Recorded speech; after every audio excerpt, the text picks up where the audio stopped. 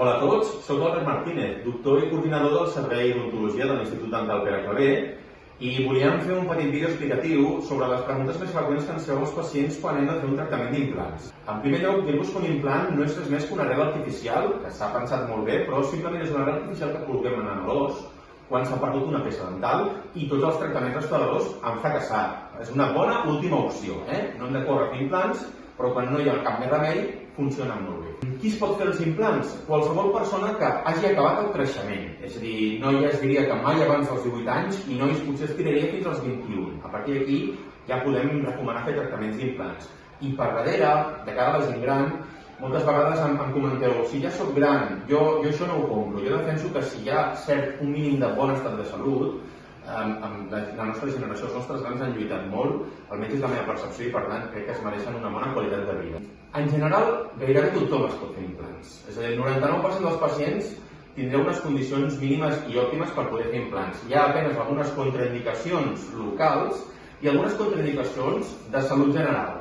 Normalment aquestes contraindicacions són temporals. Per exemple, un pacient que s'ha operat de càncer i ha rebut radioteràpia, esperarem que l'oncòleg ens digui si ja ha passat prou temps per la curació i per poder treballar, d'acord?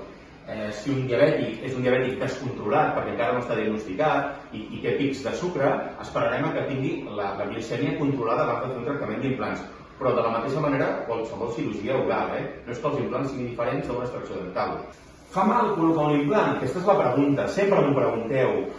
Jo dic el que penso, és com una extracció dental, és a dir, ni més ni menys. O sigui, no són carícies, però una extracció dental amb l'anestèsia necessària i suficient i amb la medicació postoperatòria necessària i suficient ha de passar correctament el procés. No heu d'agafar cap baixa, a no ser que siguin casos de rehabilitacions senceres, però en general és una cosa que el comentari vostre és que ho esperàveu pitjor. És pitjor la percepció que un té abans de fer-ho que un cop ho ha fet. I què passa si no fem l'implant? Quan algú perd una peça dental, les conseqüències es noten a mig i llarg plaç, no es noten immediatament. Què és el que passa?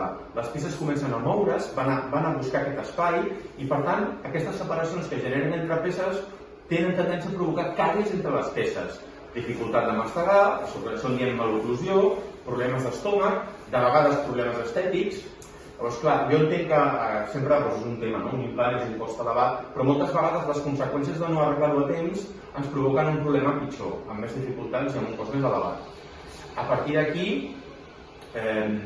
us animo a tots que vingueu a fer la consulta i a estudiar el vostre cas i des d'aquí salutacions cordials i fins la pròxima. A veure!